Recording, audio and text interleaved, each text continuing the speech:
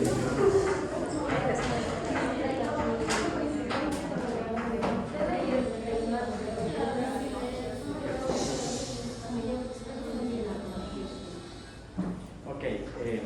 pues bueno, en esta ocasión lo que vamos a ver es patología anexial, patología ovárica, ¿no?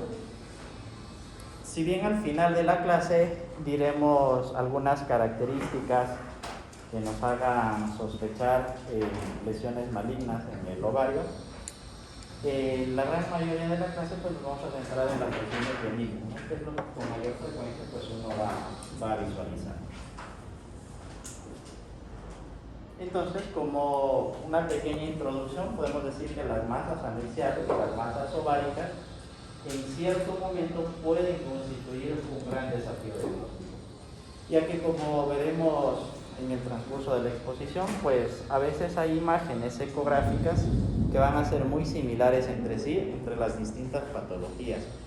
Y ahí pues lo que nos va a ayudar a discernir si es que es una o es otra patología, además de visualizar la imagen, será importante también la clínica de la paciente. Entonces no olvidarse nunca que siempre pues hay que correlacionar las imágenes que estamos observando no solo en la patología anexial, prácticamente en todas las imágenes que vemos, con la clínica de la paciente. Las masas anexiales pues también es una de las principales causas de cirugía ginecológica, al igual que los miomas uterinos que veremos la siguiente semana. Cuando tenemos una masa grande, 5, 7, 10 centímetros, pues a veces por la sintomatología que ocasiona la mujer, pues, es necesario operarla, ¿no? Entonces, al igual que los miomas uterinos, constituyen una de las principales causas de cirugía ginecológica. Y no hay que olvidarse que la ecografía transvaginal va a ser el primer método diagnóstico, el primer método de imagen que deberá uno utilizar.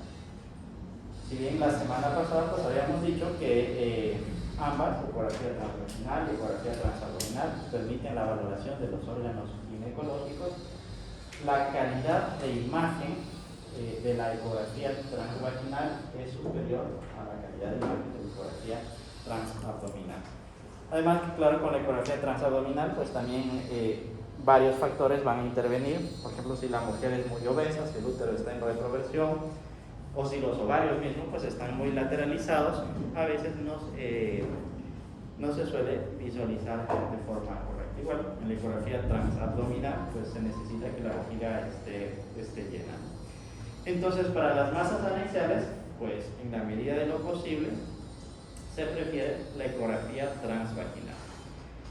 Sin embargo, habrá situaciones en las cuales a veces es necesario complementar ecografía transvaginal con ecografía transabdominal. Si es que nosotros tenemos una lesión de 10 centímetros, 15 centímetros o más grande, pues a veces se sale del campo de visión en la ecografía transvaginal y ahí es necesario complementar con la ecografía transabdominal. Entonces, si bien el primer método diagnóstico va a ser la ecografía transvaginal, pues va a depender también del tipo de lesión, sobre todo del tipo de tamaño, y a veces pues será necesario complementar con la ecografía transabdominal. Y la resonancia se realizará cuando los hallazgos, tanto en ecografía transvaginal y transabdominal, pues sean indeterminados, no se pueda llegar a un diagnóstico adecuado, y sobre todo cuando se está sospechando de que esa lesión que estamos observando puede tratarse de una lesión maligna.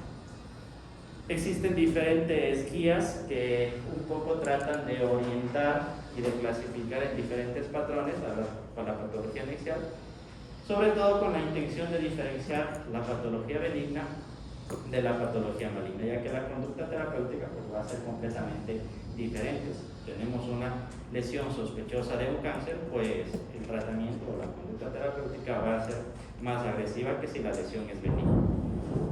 Las tres más importantes son estas que están mencionadas ahí. Tenemos la clasificación ORATS o GIRATS del Colegio Americano de Radiología, que pues hace similitud a la clasificación BIRATS de la mama. Pero lo que vamos a ver en esta clase, al finalizar la clase, será esta de acá, el grupo de la IOTA, la clasificación de la IOTA, que desarrolló unas reglas simples, 5 reglas benignas, 5 reglas malignas, para tratar de identificar a esas lesiones, no benignas o malignas, vistas por ecografía. Sin embargo, pues después vieron que eso no era suficiente y desarrollaron un modelo que lo bautizaron como modelo ADAMS. en donde igual habrá que visualizar esas características benignas y malignas a través de las 5 reglas, pero se añaden otros parámetros como la edad de la paciente, sabiendo que mientras más años tenga esa mujer, es más probable que tenga es más probable que la lesión que estamos observando sea una lesión maligna. Se añaden otros factores como los marcadores tumorales, sobre todo la cuantificación del CA125, y a través de un algoritmo pues más o menos establecen el porcentaje de malignidad que pueda tener una lesión ovárica. Ese es el modelo ANEX. Entonces, dentro de las lesiones anexiales las podemos clasificar en lesiones no neoplásicas y lesiones neoplásicas, y a su vez las neoplásicas subdividirlas en benignas y malignas. Las que vamos a ver en esta clase son la gran mayoría de las lesiones no neoplásicas, no todas, que algunas pues ya las han visto, otros las verán en otros semestres, pero la gran mayoría de las no neoplásicas las vamos a ver. Quiste funcional, quiste hemorrágico, ovario poliquístico, endometriosis, torsión de ovario, absceso tubovárico. Y dentro de las neoplásicas benignas, pues las que vamos a mencionar son el cistoadenoma y el teratroma maduroquístico. Aquí están las neoplásicas malignas, sin embargo, pues a veces por ecografía o por los métodos de imagen no suele ser suficiente para hacer el diagnóstico de cada una de ellas. Lo importante es visualizar una lesión, o sea, por ecografía, por resonancia, y establecer si esa lesión pues tiene un porcentaje, tiene un riesgo de malignidad. Eso sí es importante saber, es decir, si tiene características de esa lesión ser maligna. Ya el tipo de lesión maligna pues ya lo establecerá el estudio anatomopatológico, ¿no? Y esta es otra clasificación histológica, ya más bien clasificación anatomopatológica. Entonces, por imagen es importante hacerse esas preguntas que están ahí.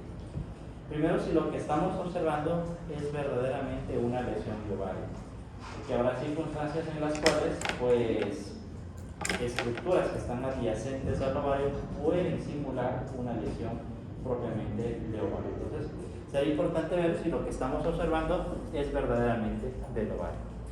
Después de eso, tratar de identificar si esa lesión que estamos observando es 100% quística, es 100% sólida, o es una lesión mixta, es decir, que tiene componente quístico y componente sólido. ¿Con qué intención? Pues las lesiones quísticas son probablemente malignas, o casi que en el 100%, benignas. Las lesiones quísticas son en la gran mayoría lesiones benignas, por no decir en su totalidad, y las lesiones sólidas, entonces son 100% sólidas, conllevan un mayor riesgo de malignidad. Entonces, de ahí la importancia de ver si lo que estamos observando es una lesión quística o es una lesión sólida. En el caso de ser una lesión mixta, componente quístico y componente sólido, habrá que ver qué porcentaje de la lesión es ese componente sólido. Mientras mayor componente sólido tenga esa lesión, si es mayor al 50% de toda la lesión, es más probable que esa lesión sea maligna. Después será importante ver si podemos encasillar a esa lesión que estamos observando dentro de un patrón ecográfico típico. ¿Cuáles son esos patrones ecográficos típicos? Las lesiones no neoplásicas: quiste funcional, quiste hemorrágico, endometriosis, endometrioma, síndrome de ovario poliquístico y teratoma maduroquístico, ¿no? Entonces, para ver si podemos encasillar esa lesión en alguna de estas patologías. Si podemos hacerlo eso, porque la lesión tiene ciertas características que permiten encasillarlas ahí, ya establecemos el diagnóstico. Pero si la lesión es completamente heterogénea y no podemos encasillar en esas patologías, será importante ver si es que esa lesión tiene hallazgos sospechosos de malignidad. Y para eso pues nos van a servir las reglas simples de la IOTA, las reglas malignas de la IOTA. Básicamente son lesiones grandes, mayores a 100 milímetros, lesiones que tienen hallazgos asociados como la presencia de ascitis, como la presencia de adenopatías, lesiones muy vascularizadas. Todos esos son hallazgos de malignidad. Y nunca olvidar que siempre hay que valorar en el contexto clínico de la paciente. Una misma lesión en diferente contexto clínico pues puede ser diferente patología. Algunas de las lesiones extraováricas que pueden llegar a confundirse con una lesión ovárica, pues son las que están ahí. Quistes paraováricos, que son quistes pero que están adyacentes al ovario. Habrá que identificar de forma adecuada el quiste y habrá que visualizar adecuadamente el ovario para diferenciar que eso se trata de un quiste paraovárico.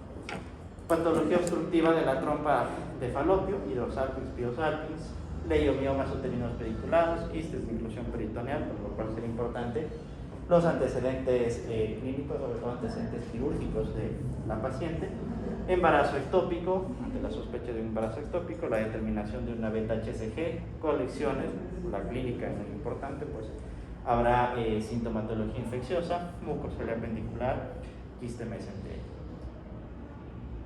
Entonces, pues, veamos esa imagen, sobre todo esta que está aquí. Esta es una trompa de falopio, una trompa dilatada. La trompa, como pues es una estructura tubular, se la va a visualizar de esta forma. Y diferenciemos esa imagen que vemos ahí con esta otra imagen que vemos acá. Esta de aquí, la segunda, esta que estamos observando, se trata de un piosalpinx, y esta que estamos observando ahí se trata de hidrosalpinx. Entonces la pregunta es, ¿cuáles son las diferencias ecográficas, las diferencias por imagen, entre un hidrosalpinx y un piosalpinx?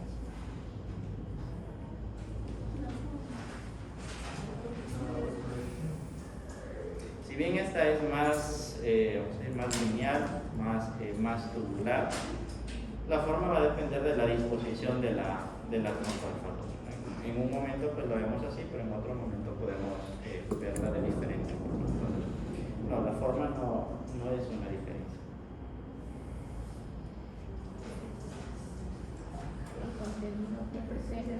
¿Qué pasa con el contenido? En el uno se ve un poco más hipogénico y en el otro se ve como hipogénico, pero también un poco A ver si nos cae un rayo. Ay, por ejemplo, se ve súper hipogénico.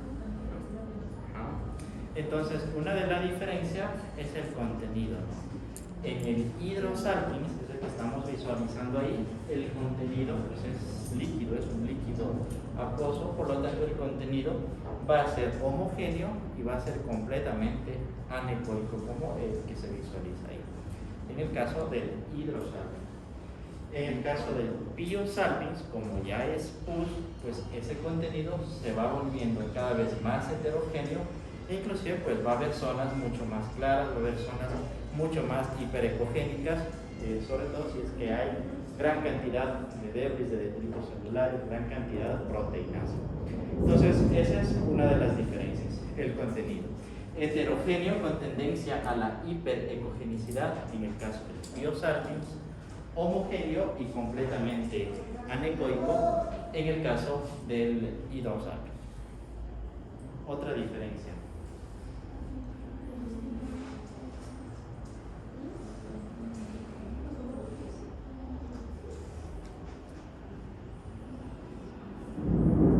Puede poner la trama en la otra.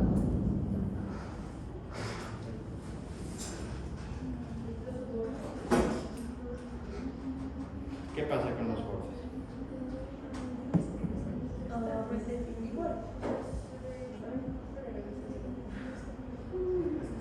Bien definidos en eso. Eso está verdad. Y definidos. Esa es otra de las diferencias, ¿no? Las paredes son completamente lisas, prácticamente imperceptibles en el caso del hidrosalpinx. Las paredes del piosalpinx son paredes gruesas, no paredes que se las puede inclusive medir, paredes que van a tener un grosor mayor a 3, mayor a 4 milímetros. Entonces, esa es otra de las diferencias. Y otra de las diferencias es la vascularización. Cuando ponemos el Doppler, pues vamos a encontrar una vascularidad periférica en el caso del piosalpinx. Si es que pusiéramos el Doppler en el hidrosalpinx, pues va a ser completamente avascular. Sin embargo, en algún momento, pues por la forma que puede tener esa trompa de falopio, pudiera llegarse a confundir con una lesión ovárica. Este de aquí, donde está el asterisco, es el ovario, y la trompa es lo que está hacia la periferia, como que se le estuviera envolviendo al ovario. En algún momento, pues uno pudiera llegar a confundir y pensar que todo esto de acá es una lesión mixta con componente sólido que se viene de acá y con componente líquido. Es importante diferenciar y ver si lo que estamos observando es verdaderamente de ovario. Ahí tenemos otras imágenes, casos de Biosalpinx. Aquí vemos inclusive que se está llegando a formar un nivel líquido-líquido, un líquido mucho más espeso, un líquido mucho más purulento, que sería esta área ecogénica, un líquido más acuoso, un líquido más ceroso hacia la parte de la izquierda de nosotros. Vemos la pared se ve engrosada, inclusive pues si se le pone el Doppler se ve cómo existe vascularidad a nivel de la pared, por lo tanto ahí estamos ante un Biosalpinx. De igual manera aquí vemos la trompa de falopio con las paredes engrosadas y un poco más alejada esta área de acá es una lesión, un quiste a nivel del ovario. Entonces sería importante pues tratar de identificar si lo que uno está observando es verdaderamente o no de ovario.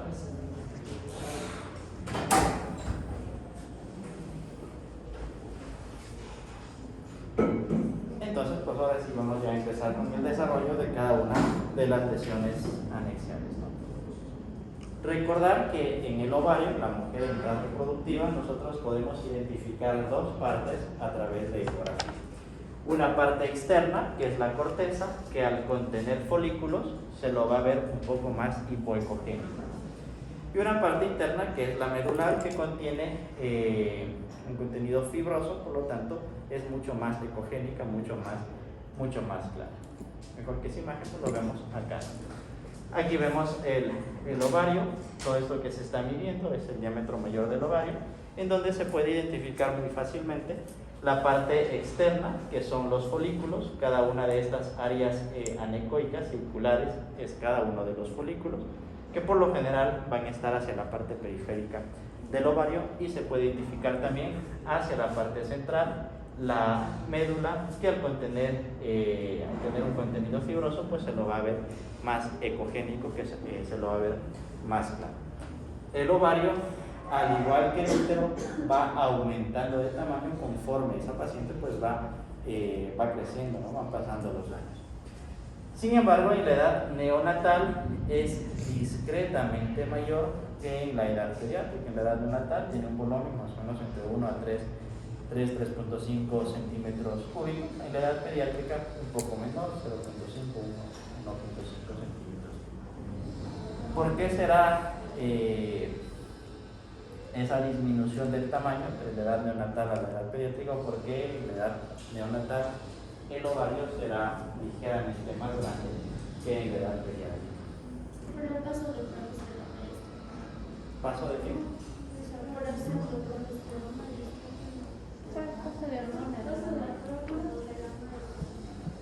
Momento del nacimiento, pues hay un traspaso de hormonas de la madre a la niña, y eso hace que tanto el ovario, en este caso de acá, y el útero sean discretamente mayores en la edad neonatal en relación a la edad pediátrica. Pero ya a partir de ahí el ovario pues va aumentando de tamaño, tiene su mayor tamaño en la edad reproductiva, en donde se considera normal un volumen que fluctúe más o menos entre los 4 a los 16 centímetros cúbicos por cada ovario.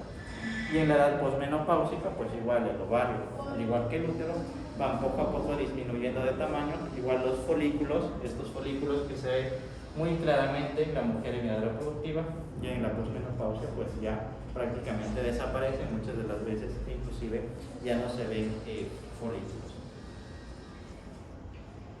Entonces, recordar que en cada ciclo menstrual varios de estos folículos empiezan a crecer. Más o menos unos 4 o 5 folículos en cada ciclo menstrual empiezan a crecer. Entre el día 5º, 8º del ciclo menstrual, uno de esos folículos es el que toma de la delantera y sigue creciendo. Prácticamente van involucionando, este folículo se transforma en un folículo maduro, en un folículo de grado, que a la mitad del ciclo menstrual, al día 14, deberá romperse para eliminar el óvulo. Este folículo deberá transformarse en un cuerpo lúteo primero, después en un cuerpo albicans que termina desapareciendo. Eso es lo que debe pasar normalmente en cada ciclo menstrual. Pero ¿qué es lo que sucede cuando ese folículo, que debía romperse en la mitad del ciclo menstrual, no se rompe, sino que más bien sigue creciendo, crece? Ahí denominaremos que se trata de un quiste funcional folicular. La imagen ecográfica de un quiste funcional folicular prácticamente es la misma que la imagen de un folículo maduro. Lo único que va a diferenciar si se trata de un folículo o si se trata de un quiste funcional folicular va a ser el tamaño. Si es que ese tamaño es mayor a 3 centímetros, a 30 milímetros, diremos que se trata de un quiste funcional folicular. Si es que es menor, diremos que se trata de un folículo maduro. Y lo mismo, 3 centímetros, 30 milímetros. Y lo mismo sucede cuando ese folículo, si se rompió, se eliminó el óvulo, o la ovulación, se transformó en un cuerpo lúteo, y ese cuerpo lúteo que debía transformarse en un cuerpo albicans no termina transformándose en cuerpo albicans, sino que sigue creciendo. Pues ahí estaremos hablando que se trata de un quiste funcional del cuerpo lúteo. La característica del quiste del cuerpo lúteo es que las paredes van a ser engrosadas, van a estar llenas de vasos sanguíneos. Cuando uno pone el Doppler, pues toda la pared se va a pintar y eso se le denomina el anillo de Foley. Entonces, esa es la característica del quiste del cuerpo lúteo. Entonces, el quiste funcional folicular se desarrolla cuando un folículo maduro no ovula o no involuciona. Se considera quiste funcional folicular cuando ese tamaño es mayor a 3 centímetros y las características, pues las características de cualquier quiste, ¿no? Morfología redondeada, pared delgada, lisa, con refuerzo acústico posterior y un contenido completamente anecoico. La gran mayoría va a tener un tamaño no tan grande, entre 3, 4 o 5 milímetros. Muchos de ellos no van a causar ninguna sintomatología, muchos de ellos se los va a descubrir de forma casual, pero la mujer puede hacerse una ecografía, hacerse un estudio de imagen por otro motivo. Entonces, la mayoría van a ser asintomáticos y la gran mayoría también tiende a la resolución de forma espontánea en 8 a 12 semanas. Entonces, la imagen ecográfica del quiste funcional folicular es la que está ahí. Ahí tenemos ecografías transabdominales, vemos la vejiga que sería toda esta zona oscura hacia la parte superior, y por debajo vemos esta estructura redondeada, paredes lisas, contenido homogéneo y anecoico, que en algún momento pues ocasiona un refuerzo acústico posterior, unas veces más pronunciado, otras veces menos pronunciado, pero siempre un refuerzo acústico posterior. Esta misma imagen es la de un folículo maduro. Lo único que va a diferenciar es el tamaño. Si es mayor a 30 milímetros, diremos que se trata de un quiste funcional folicular. Sin embargo, este quiste funcional folicular en algún momento pues puede presentar bandas hiperecogénicas, que sería esta de acá, de pequeño tamaño. Acá se visualiza una un poco más grande, que son debidos a puentes de granulosa. Entonces, el quiste funcional folicular pues también puede tener esta forma de presentación, como si fueran dos quistes, ¿no? Uno pequeño y otro más grande, pero el contenido va a ser homogéneo, anecoico, paredes finas, con un refuerzo acústico posterior y una estructura completamente avasculada. El quiste del cuerpo lúteo se produce cuando no hay reabsorción de ese cuerpo lúteo. La característica principal es la que ya dijimos, ¿no? Una pared gruesa con un anillo periférico que al registro Doppler pues, va a brillar, que es lo denominado el anillo de Foley. Este de aquí, el quiste del cuerpo lúteo, sí puede producir dolor, sobre todo cuando se acompaña de una hemorragia, de una ruptura. Ahí es cuando suele doler ese quiste del cuerpo lúteo. Y al igual que el quiste funcional folicular, pues suele resolverse más o menos en 8 a 12 semanas después de 2-3 periodos menstruales. Entonces la imagen del quiste del cuerpo lúteo puede ser esta que visualizamos acá. Vemos un contenido interno homogéneo y anecoico. Sin embargo, la pared va a ser una pared gruesa, una pared fácilmente perceptible, una pared mayor a los 3 milímetros, que cuando uno pone el doble, pues más del 75% de toda la lesión va a estar llena, ocupada por vasos sanguíneos que le dan ese aspecto denominado en anillo de fuego. La característica del quiste del cuerpo lúteo es su pared gruesa, ricamente vascularizada. El contenido puede ser homogéneo y anecoico como este que vemos acá, o puede tener un contenido mucho más heterogéneo como el que visualizamos acá. Si es que se produce una hemorragia, se produce una ruptura, pues ese contenido ya no va a ser completamente homogéneo, sino que va a ser, como visualizamos aquí, un contenido heterogéneo. Pero lo que va a predominar es esa pared gruesa, ricamente vascularizada, dando ese aspecto de anillo de fuego al estudio con Doppler. Si bien las imágenes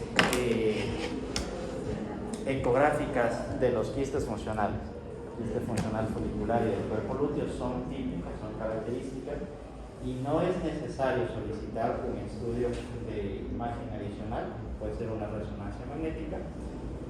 Algunas de las circunstancias, pues la mujer acude o se hace estos estudios por otro motivo, y en estos estudios pues se visualizan los quistes funcionales. Por lo tanto, también será importante visualizar cómo se ven estos quistes en resonancia magnética. ¿Alguien tiene un marcador?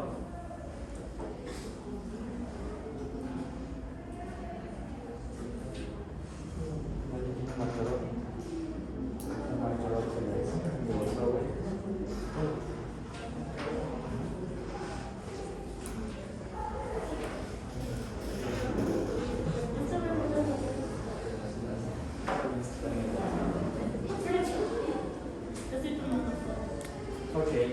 Entonces, en resonancia magnética, pues tenemos varias secuencias. Pero las secuencias predominantes es la secuencia ponderada en T1 y la secuencia ponderada en T2.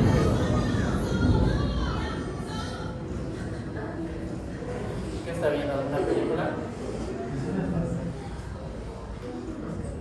Está interesante la película. Ok, entonces en resonancia tenemos dos secuencias importantes, la secuencia T1 y la secuencia T2. El agua. En T1 el agua, ¿cómo se ve? Ajá. ¿Están de acuerdo todos que en T1 el agua se ve?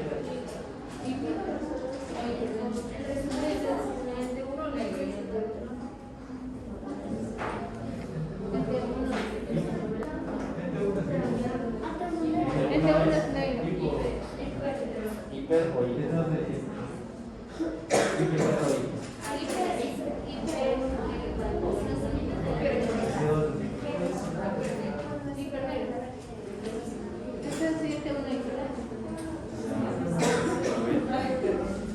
Cindy, ¿dónde está Cindy?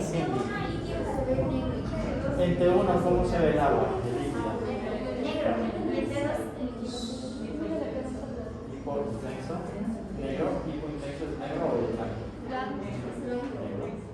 ¿Sí? Entonces, el agua en T1 se ve hipointenso. Y en T2, pues todo lo contrario, se ve hiperintenso. Los quistes, sobre todo el quiste funcional folicular, al tener un contenido líquido, un líquido claro, un líquido acuoso, un líquido ceroso, el comportamiento del quiste funcional folicular y en parte también del quiste del cuerpo lúteo, sobre todo si no ha llegado a sangrar o llegado a romperse, es muy similar al del agua. Entonces, el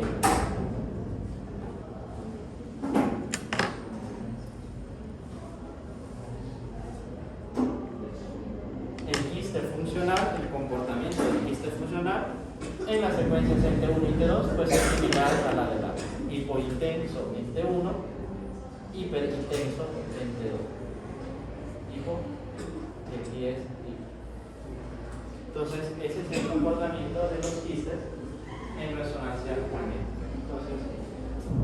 vemos dos imágenes. La primera está de acá, es una imagen en T2.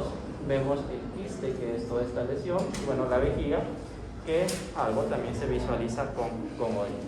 Toda esta zona de acá es el útero con el endometrio hacia la parte central. Entonces, en T2 el quiste funcional se va a visualizar hiperintenso, se va a visualizar claro. En T1, en cambio, se va a visualizar hipointenso. Aquí vemos la vejiga, también se la ve hipointenso. Sin embargo, este es un T1 con contraste, es un T1 con gadolina. Por eso es que parte de la vejiga ya se visualiza áreas hiperintensas, parte de la vejiga ya se visualiza con contraste. ¿Por qué es importante esta imagen? Porque el quiste del cuerpo lúteo, habíamos dicho que tiene una pared gruesa, una pared que está llena de vasos sanguíneos. Entonces el quiste del cuerpo lúteo, cuando se pone en contraste, pues va a tener un realce hacia la parte periférica.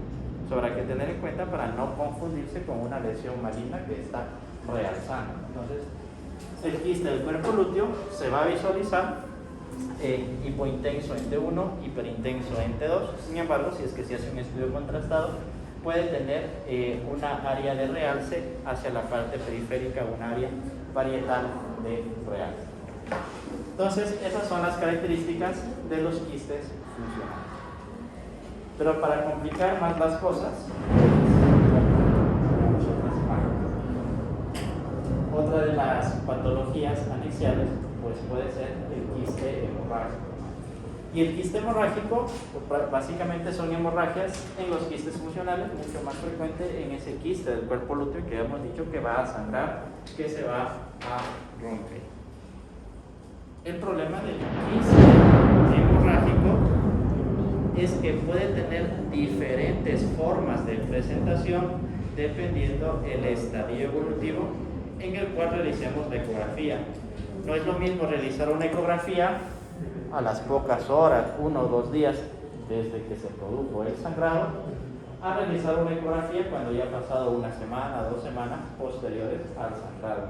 Depende del estadio evolutivo, depende del tiempo desde el momento del sangrado hasta el momento de realizar la ecografía, cómo se va a presentar ecográficamente ese quiste. El quiste hemorrágico, ese sí va a producir un dolor pélvico, que como dice aquí, dolor pélvico agudo, que si se le examina a la paciente, pues muy seguramente va a decir que ese dolor no lo ha experimentado en otros ciclos menstruales o no lo ha experimentado en otros momentos. Y será importante indagar con el dolor porque habrá patologías que ecográficamente pues sean muy similares. Pero ¿qué es lo que va a diferenciar o establecer el diagnóstico? Pues es la imagen, pero también la clínica de la paciente. Al igual que el quiste funcional folicular y del cuerpo lúteo, pues tiende a la resolución más o menos después de 2 o 3 ciclos menstruales. Entonces, en la fase aguda, es decir, a las pocas horas, 1 o 2 días de haberse producido el sangrado, lo que vamos a observar es una área hiperecogénica, que puede ser homogénea o que puede ser heterogénea, pero que siempre va a ser avascular. Entonces, en la fase aguda vamos a visualizar, vamos a ver el ovario con la corteza hacia la parte periférica, con la presencia de folículos, médula hacia la parte central, pero dentro de ese ovario vemos esta lesión mixta, con un contenido quístico, pero con un contenido sólido, un contenido hiperecogénico. Esa área hiperecogénica es el coágulo que se está empezando a formar producto de ese sangrado, de esa lesión quística. Entonces ahí estaremos ante un quiste hemorrágico en una fase aguda. Sin embargo, si se visualiza solo esta imagen, solo esta imagen de acá, pues a veces es difícil diferenciar si se trata o no de una lesión benigna o de una lesión maligna, porque uno puede decir, bueno, es una lesión mixta, una lesión con contenido sólido ecogénico, con contenido quístico. Ya habíamos dicho hace un momento que si una lesión tiene un contenido sólido, las probabilidades de que esa lesión sea maligna pues van a ir aumentando. ¿Qué tocará hacer? Pues bueno, poner el Doppler a esa lesión. Si es que es un quiste hemorrágico, pues va a ser una lesión completamente avascular, sobre todo esa parte sólida, esta parte sólida va a ser completamente avascular. Si es que es una lesión maligna, pues muy seguramente habrá vascularidad en esa parte sólida. Cuando uno visualiza una imagen de un quiste hemorrágico en esa fase aguda, esa área sólida ecogénica va a irse hacia las zonas declives, va a irse hacia las partes más bajas de la lesión. Si es que es una lesión maligna, esta parte sólida pues va a estar pegada a la pared. Nosotros movemos el transductor y esa lesión pues no se va a mover. Si es un coágulo, esa lesión se va a mover, va a tener tendencia a irse hacia las partes más bajas de la lesión. Hace un rato también dijimos que las lesiones quísticas producen un refuerzo acústico posterior. El quiste hemorrágico produce una lesión quística, por lo tanto, va a tener un refuerzo acústico posterior. No tan notorio, aquí vemos el refuerzo acústico posterior, la parte posterior de la lesión se ve mucho más clara que esta otra parte donde no está la lesión. Si bien el refuerzo acústico posterior no es tan claro como en el quiste funcional folicular, que es una lesión completamente acuosa, pero va a tener un refuerzo acústico posterior. Y si aún así, pues uno tiene dudas si se trata o no de una lesión benigna o maligna, puede uno hacer un control evolutivo en el tiempo, sobre todo si es que no existe o no hay la disponibilidad de hacer una resonancia. El quiste hemorrágico suele reabsorberse de forma espontánea después de 2 o 3 ciclos menstruales. Entonces, si se le hace una ecografía a esta mujer después de 3-4 meses, si es que se trató de un quiste hemorrágico, se ve que esa lesión prácticamente ha desaparecido, como es lo que sucedió en este caso. En un momento, pues sí se visualizaba esta lesión mixta, que se trató de un quiste hemorrágico en fase aguda, pero después de 4 periodos menstruales, es decir, después de varios meses, se ve que esa lesión quística pues prácticamente ha desaparecido, ¿no? Lo que confirma que se trató de un quiste hemorrágico y no de una lesión maligna, que si eso hubiese sido el caso, eso hubiera persistido. Pues aquí tenemos otra imagen, igual una lesión mixta con componente sólido ecogénico, con componente quístico, que se trata de un quiste hemorrágico en la fase aguda. Se le pone el Doppler y se ve que sobre todo esta parte sólida es completamente avascular. Y se ve como esta lesión pues un poco tiende a siempre localizarse hacia las partes más declives, hacia las partes más bajas de la lesión conforme se va moviendo con el transductor, lo que también confirma de que se trata de un quiste hemorrágico. Sin embargo, pues la gran mayoría de mujeres cuando acuden a realizarse la ecografía, pues ya han pasado 3, 4 o más días desde el momento de sangrado. Sangra, produce dolor, pasan varios días, acudan del médico y el médico le manda a hacer una ecografía. Entonces ya pasan varios días desde el momento del sangrado y ya estamos en la fase subaguda, que se va a visualizar ya a los 3 días, más o menos desde los 3 días hasta la semana, 10 días de haberse producido el sangrado, estaremos en la fase subaguda. Y ahí la ecografía vamos a visualizar el quiste hemorrágico, lo vamos a visualizar como un patrón reticular con micos internos lineales, finos, irregulares y siempre avascular. Una imagen parecida a una telaraña, a una red de pescar por la forma que tiene. Entonces, el quiste hemorrágico vendría a ser toda esta lesión. Al ser una lesión quística, pues va a estar produciendo un refuerzo acústico posterior, a lo mejor no tan pronunciado como el quiste folicular, pero va a haber un refuerzo acústico posterior. Las paredes van a ser finas, va a ser completamente avascular, sobre todo la parte central de la lesión va a ser avascular. Sin embargo, en la fase subaguda, lo que va también a existir es estas líneas hiperecogénicas que corresponden a los puentes de fibrina que están en toda esta lesión a nivel del coágulo. Entonces, ese es el quiste hemorrágico en la fase subaguda, ¿no? Una imagen, pues, como algunos autores mencionan, parecida a una red de pescar, parecida a una telaraña, como lo que se visualiza aquí. Aquí vemos una araña y con sus telarañas hacia la parte más periférica, algo muy similar a lo que se visualiza en el quiste hemorrágico en esta fase. Siguen pasando los días, entonces ya han sido más allá de 10-15 días desde el momento del sangrado, ya vamos a la fase de retracción del coágulo, donde vamos a ver una masa sólida, siempre avascular, con bordes cóncavos como estas que visualizamos aquí. Aquí se puede identificar dos ecogenicidades, una parte un poco más clara a este nivel, una parte un poco más oscura. Aquí pues ya se está inclusive organizando mejor el coágulo para ya empezar a reabsorberse. Entonces esa es la fase de retracción del coágulo. Eso en cuanto al quiste pulmonar. Otra de las lesiones es la endometriosis con el endometrio. La endometriosis es el tejido endometrial funcionante localizado fuera, tejido endometrial funcionante localizado fuera del endometrio. Puede estar localizado a nivel de la parte posterior del útero, en el fondo del saco de Douglas, en el fornix vaginal, a nivel intestinal, a nivel vesicouterino, inclusive pudiera estar localizado a nivel de la pared abdominal. Pero cuando ese tejido endometrial se localiza en el ovario, pues toma la denominación de endometriosis. Clínicamente va a producir una dismenorrea, va a producir una dispareunia, dolor, infertilidad. Lo más importante, pues, no suele reabsorberse de forma espontánea en el tiempo, ¿no? En el quiste funcional folicular, quiste hipervolúteo, quiste hemorrágico, habíamos dicho que esas lesiones con el paso de las semanas, con el paso de los meses, suelen reabsorberse de forma espontánea, sin necesidad de ningún tratamiento.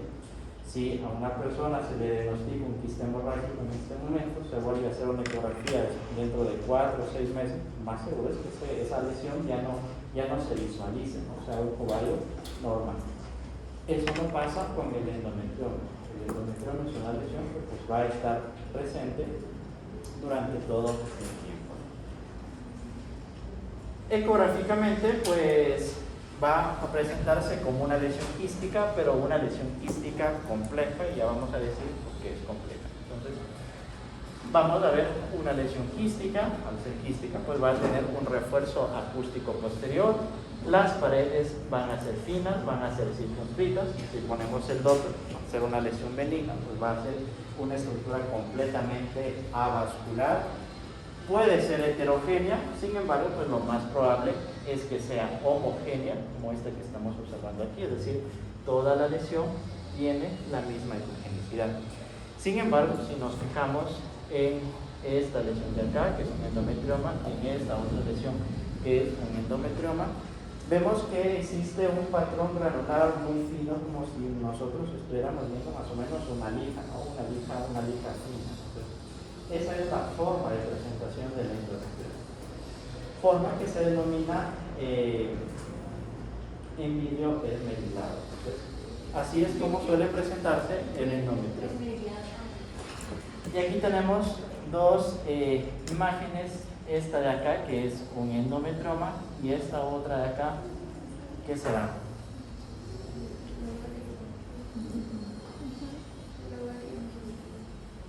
¿Alguna lesión en el ovario o un ovario normal?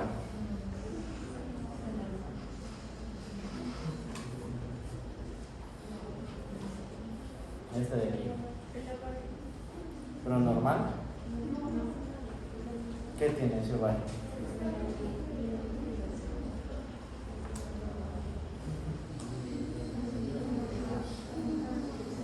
Carlos Reinaldo.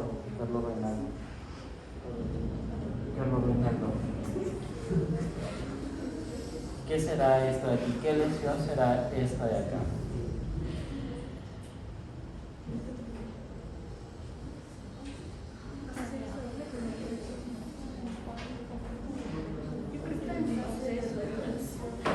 ¿Dónde?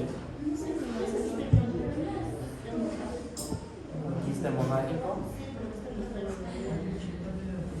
Entonces, esta de acá es un quiste hemorrágico, ¿no? Un quiste hemorrágico en la fase subaguda, en donde se ven estos tractos lineales hiperecogénicos en toda la lesión, ¿no? Ese quiste hemorrágico que habíamos dicho en forma de red de pescar, en forma de telaraña. Entonces, es muy fácil diferenciar un endometrioma, que por lo general va a ser completamente homogéneo, de un quiste hemorrágico, sobre todo en la fase subaguda, que pudiera uno llegar a confundirse, pero aquí vamos a ver tractos lineales hiperecogéneos, ¿no? El endometrioma sobre todo cuando tiene diferentes momentos de sangrado, puede llegar a formar un nivel líquido como el que visualizamos ahí, con un líquido más espeso hacia la parte inferior, más ecogénico, y un líquido más claro hacia la parte superior. Ahí será importante tratar de identificar estas áreas hiperecogénicas que van a estar localizadas hacia la pared, que van a ser los implantes endometriósicos. Entonces, el endometrioma pues también puede tener esa forma de presentación, menos frecuente que la anterior, pero también pudiera tener esa forma de presentación. Aquí vemos otro endometrioma, una lesión bien circunscrita, con un nivel líquido, la parte más oscura a este lado, la parte más clara hacia la parte derecha, y con la presencia de implantes endometriósicos, en este caso a nivel del fondo de saco del útero. Vemos el útero a este nivel y por detrás vemos estas áreas hipoecoicas que corresponden a implantes endometriósicos en el fondo de saco del útero. Entonces, esa de ahí es la forma de presentación característica del endometrioma en forma de patrón en vidrio esmerilado, es decir, más o menos con ecos difusos de bajo nivel, tal como se visualiza acá. Sin embargo, cuando esos endometriomas son bilaterales, como los que vemos acá, aquí vemos un endometrioma de un lado, otro endometrioma del otro lado. Cuando son bilaterales, tienden con mucha frecuencia a tener implantes endometriósicos hacia la parte posterior, es decir, tienden a tener endometriosis profunda, y estos implantes endometriósicos hacen como que si estos endometriomas tendrían a juntarse, o sea, ¿no? como que si se estuvieran besando, ¿no? Y hay la denominación de endometriomas en beso, y eso pues habrá que sospechar de que se trata, además de un endometrioma, de endometriosis profunda a nivel de la peta. Tengo aquí mis endometriomas, pero no se ven así. Aquí tengo endometriosis. Aquí me imagino que están midiendo todo el ovario con los folículos que están hacia la parte periférica. Esto de aquí pudiera tratarse de un endometrioma, pudiera tratarse de un quiste hemorrágico Sí, estoy también. diagnosticada, solo que aquí ya se trata 3 meses después del tratamiento. Ya. Olvidé de traerle la otra dos. Ay, sí, se ven bonitas. La próxima clase. Entonces,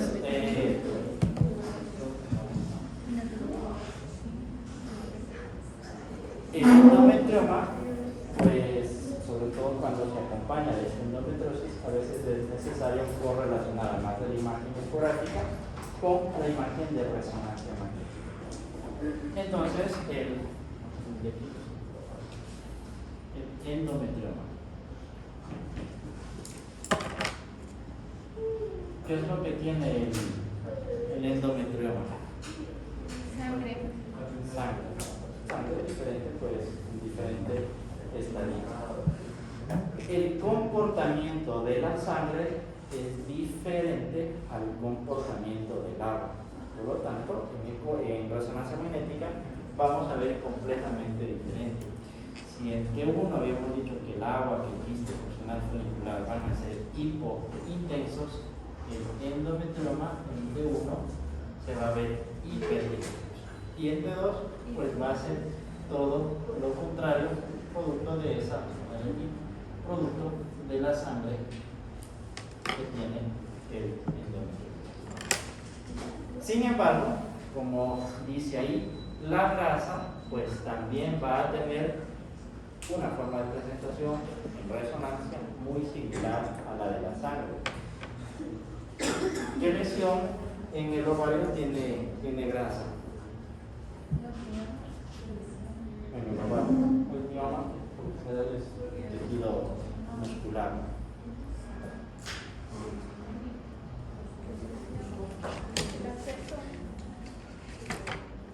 Más bien va a ser contenido purulento, gas, por ejemplo.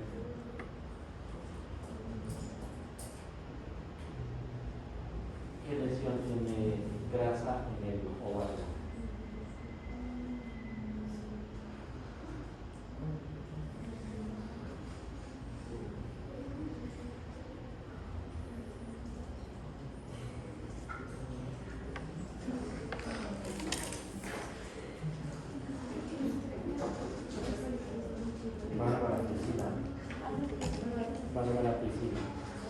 ¿Quién es Bárbara?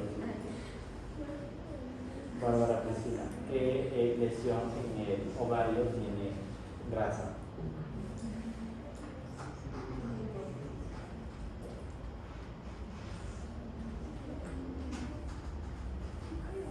¿Qué lesión en el ovario se deriva de las 3 capas germinales?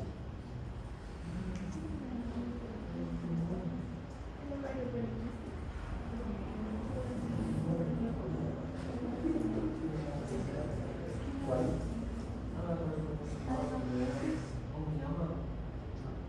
El mioma es del útero. Y bueno, no se deriva de la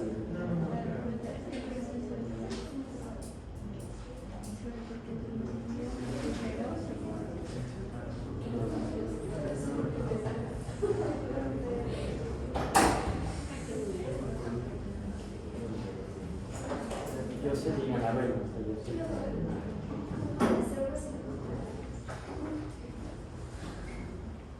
Va por ahí, pero más específico. Andrea Estefanía.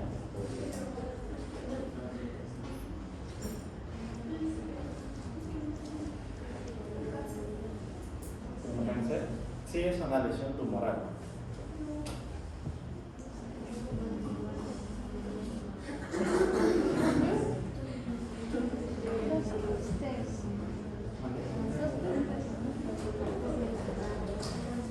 Pero es un tumor benigno.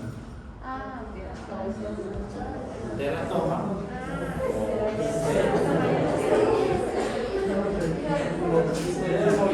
pues tiene un alto contenido de grasa. La grasa en resonancia magnética pues tiene una forma de presentación muy similar a la de la sangre.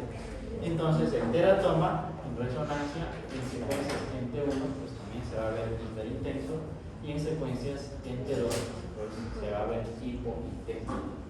Entonces si tanto endometrioma como teratoma en resonancia se van a ver similares, ¿cómo diferenciamos si se trata de uno o si se trata de otro?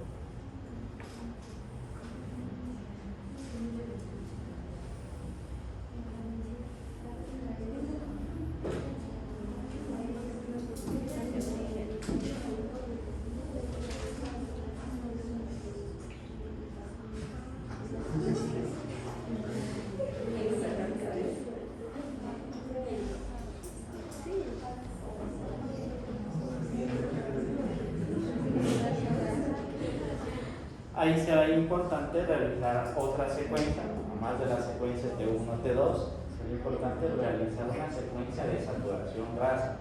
¿Qué es lo que hace esta secuencia? Es que todo lo que sea grasa lo va a volver hipointenso. Entonces, en esta secuencia de saturación grasa, el teratoma pues se vuelve mucho más hipointenso que en T2 y el endometrioma, como no tiene grasa, se vuelve hiperintenso. Entonces, esta secuencia es la que permite diferenciar entre un teratoma y un endometrioma. Ahí tenemos un endometrioma. En la secuencia en T1 pues se ve claro, se ve hiperintenso. Recuerden que tanto la grasa como la sangre se van a ver hiperintensos en las secuencias en T1. En T2 vemos hipointensos, vemos parte de la vejiga, no está tan llena, pero se ve algo de orina. Y el endometrioma, que es toda esta zona hipointensa. Y en la secuencia de saturación grasa, la secuencia frontal, este endometrioma inclusive se hace mucho más hiperintenso que en la secuencia en T1, se hace mucho más claro, ¿no? Entonces, esa es la ventaja de realizar esta secuencia, ¿no? Y aquí otras imágenes. En la secuencia en T2 vemos el endometrioma completamente hipointenso, la vejiga hiperintensa. Y en la secuencia FATSAD, la secuencia de saturación grasa, pues vemos este endometrioma bien hiperintenso. Entonces, eso en cuanto al endometrioma. La otra lesión pues es el teratoma duroquístico, también denominado quiste dermoide. Se deriva de las 3 capas germinales y dependiendo cuál capa es la que predomina, pues también va a tener diferente forma de presentación en ecografía. Lo más frecuente es observar una masa quística con un nódulo hiperecogénico en su interior, que es el denominado tapón dermoide o nódulo de Rokitansky. Entonces aquí vemos la lesión quística, y dentro de esta lesión quística este nódulo bien hiperecogénico, bien claro, que es el denominado tapón dermoide o nódulo de Rokitansky. Sin embargo, el endometrioma, pues si bien esa es la forma de presentación más característica, no es la única forma de presentación. También puede presentarse como una masa hiperecogénica con una gran sombra acústica hacia la parte posterior, que es el denominado signo de la punta del iceberg por la forma que llega a tener. Entonces, aquí visualizamos, inclusive se puede ver muy claramente los bordes de la lesión hacia la parte superior. Sin embargo, hacia la parte inferior, pues vemos esta sombra acústica posterior y no se avanza a identificar de forma clara toda la lesión.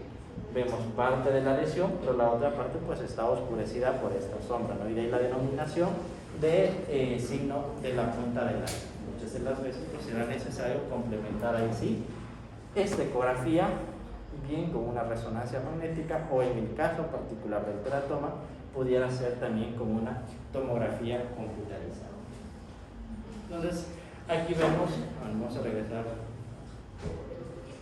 La otra forma de presentación del teratoma es como múltiples líneas finas ecogénicas que corresponden al pelo flotando dentro de la lesión, que es el denominado signo de las mallas dermoides, que es lo que se visualiza en la parte central. Vemos aquí una lesión, y dentro de la lesión vemos estas áreas hiperecogénicas, que es lo que está señalando las flechas, que corresponden al pelo flotando dentro del teratoma, que corresponde al signo de las mallas dermoides.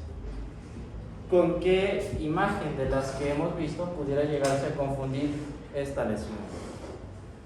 Con el quiste funcional del glúteo.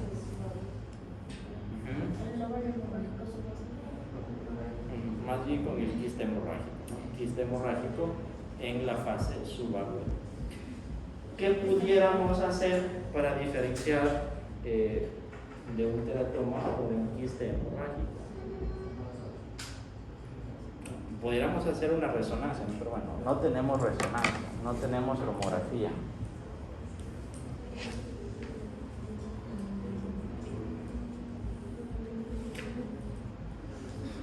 Podemos poner doble, una vez es vascular o vascular. Prácticamente los dos van a ser avasculares, ¿no? Las dos son lesiones benignas, por lo tanto pues van a ser, sobre todo el centro de la lesión va a ser completamente avascular en las dos. Melanie Juliet, está Melanie. ¿Qué hacemos para diferenciar ese teratoma de un quiste hemorrágico?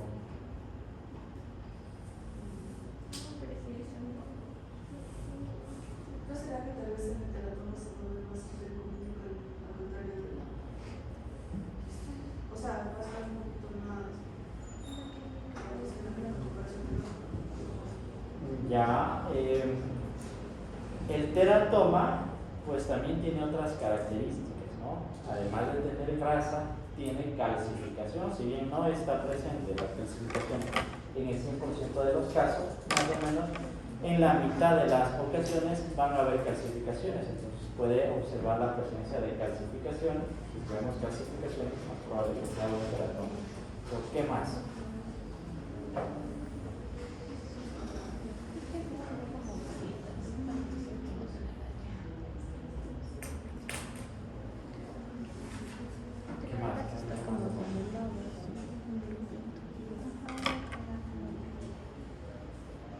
Cristian Manuel, ¿qué más hacemos?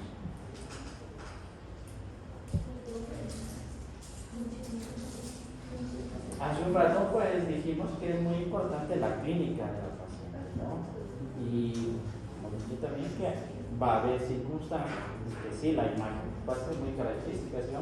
Si tenemos un quiste funcional folicular, pues es muy fácil poder identificar, pero habrá otras veces, como en este caso, que tengamos esta lesión y pues bueno, nos entre la duda, ¿no? Si se trata de un teratoma con la presencia de los pelos, producto de esas mallas dermoides, o si se trata de un quiste hemorrágico con la presencia de fibrina, que era ese aspecto. Ahí sería importante la clínica. Si es un quiste hemorrágico, pues va a causar un dolor agudo, ¿no? Pues el paciente va a manifestar que en los días previos pues tuvo un dolor agudo, y por lo general va a manifestar ese dolor en donde vamos a visualizar la lesión.